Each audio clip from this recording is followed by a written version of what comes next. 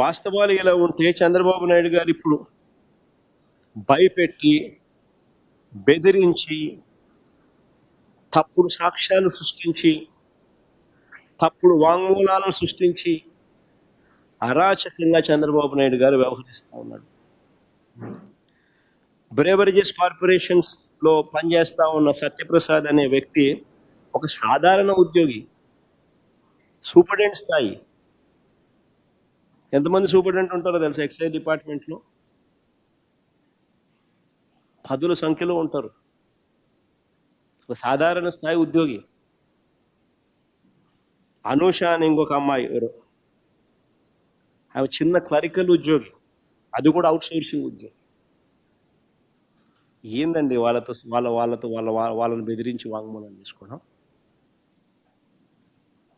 ఇక beverages corporation ఎండీగా పనిచేసిన వాసుదేవ్ రెడ్డి, ఈ ప్రభుత్వం తనను వేధిస్తుందని హైకోర్టులో 3 సార్లు యాంటిసిపేటరీ బెయిల్ పిటిషన్ ఫైల్ చేసినాడు ఈ మనిషి.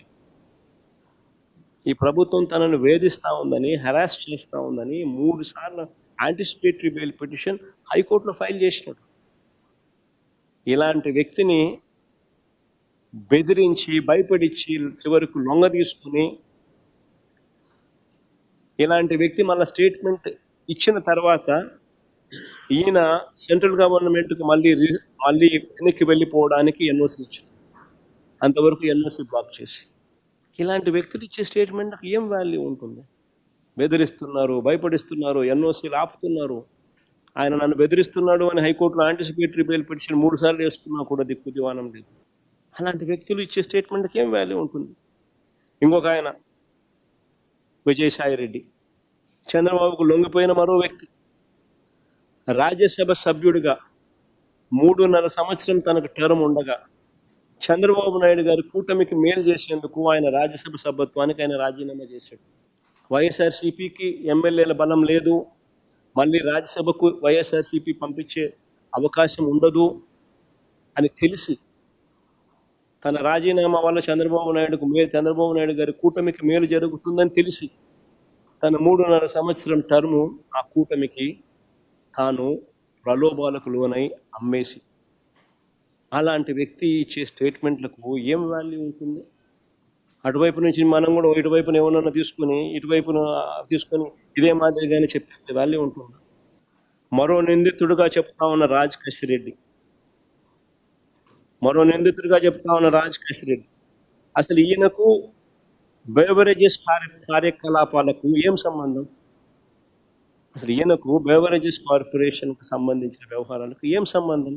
ఐటీ రంగంలో అనుభవం ఉన్నవాడు, ఒక వ్యాపారస్తుడు, రాష్ట్ర ప్రభుత్వ సలహాదారుల్లో అనేక మందిలో ఒకడు. అది కేవలం 2 ఏళ్ల కాలంలో, అది 2 ఏళ్ల టైం, 2 years మాత్రమే, అది కూడా కోవిడ్ సమయంలో. విజయవాడకు వచ్చింది కూడా తక్కువే. 2 ఏళ్ల తర్వాత ఆయన సమయం కూడా పెంచింది లేదు, ఎక్స్టెన్షన్ ఇచ్చింది లేదు.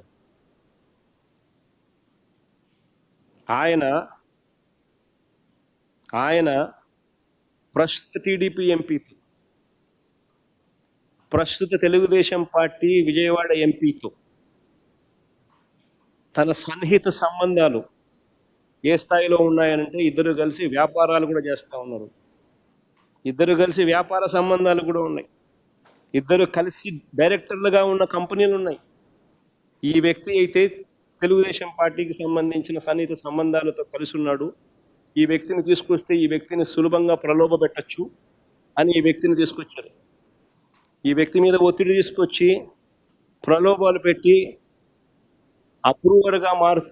అప్రూవర్గా నేను మారుస్తాను, వ్యతిరేకంగా అబద్ధాలు చెప్పు అని అంటే, ఈయన అబద్ధం చెప్పకపోవడం వల్ల ఈయన అక్యూజ్డ్గా చేసినాడు అని స్వయంగా ఈయన సుప్రీంకోర్టులో కేసు వేసినాడు. సుప్రీంకోర్టులో this man is also filed the case. ఒకవేళ ఈయన కూడా వీళ్ళకి కావలసిన పద్ధతి ప్రకారం స్టేట్మెంట్ గానే ఇచ్చిందంటే, ఈయనను కూడా వాసుదేవ్ రెడ్డిని వదిలేసినట్టుగానే వదిలేసింది, అంతే కదా. ఇలా చేయాలనుకుంటే ఎవరి మీదైనా ఎవరైనా కూడా బేతాళ వ్యక్తి మనకు కథలు లేసి ఏమైనా చెప్పించవచ్చు. ఇలా కథలు అంటే ఒక్కొక్కసారి ఆశ్చర్యం కనిపిస్తుంది. అందరు ఎక్కడో కలిశారు అంటాడు, కలిస్తే గూగుల్ టేక్అవుట్స్లో ఉండవా? అందరు కలిసినట్టు చూపించలేరా గూగుల్ టేక్అవుట్స్లో అందరు కలిసి కూర్చున్నట్టు? అసలు ఇలాంటి వారు తప్పుడు వాంగ్మూలాలతో కుట్రలు చేసి చంద్రబాబు ఒక బేతాళ కథ అల్లి సంబంధం లేని వ్యక్తులను లెఫ్ట్ రైట్ సెంటర్ అరెస్ట్ చేసే కార్యక్రమాలు చేస్తూ ఉన్నాడు. రాజంపేట ఎంపీ అయిన మిథున్ రెడ్డికి ఏం సంబంధం? రాష్ట్ర ప్రభుత్వానికి చెందిన బ్రేవరేజెస్ కార్పొరేషను లిక్కర్తో మిథున్ రెడ్డికి ఏం సంబంధం? ఆయన లోక్సభ ఎంపీ, లోక్సభలో ఫ్లోర్ లీడర్.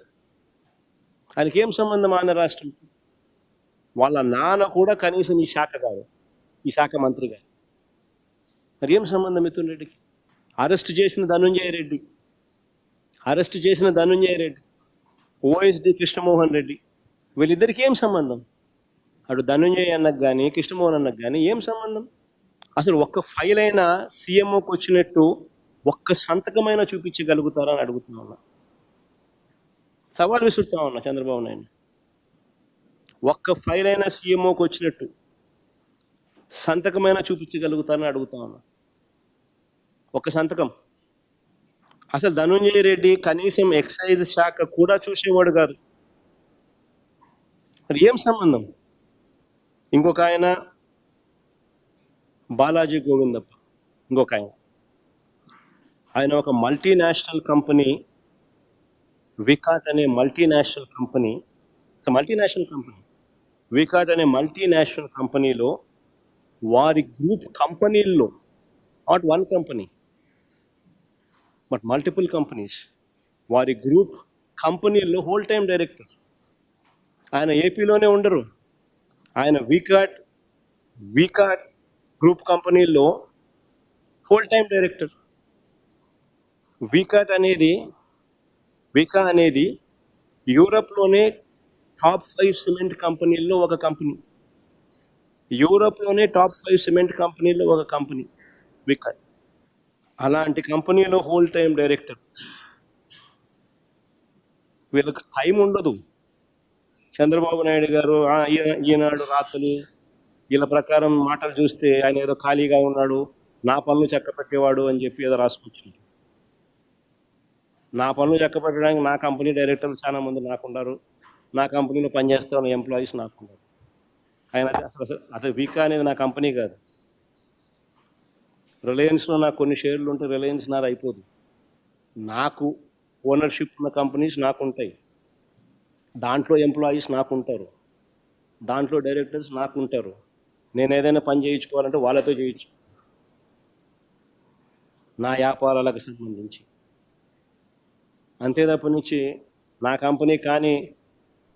కంపెనీ కానీ కంపెనీలో డైరెక్టర్లను, ఫుల్ టైం డైరెక్టర్లను, వాళ్ళు బిజీగా ఉండే వాళ్ళను నాకు ఎందుకు పనిచేస్తారు?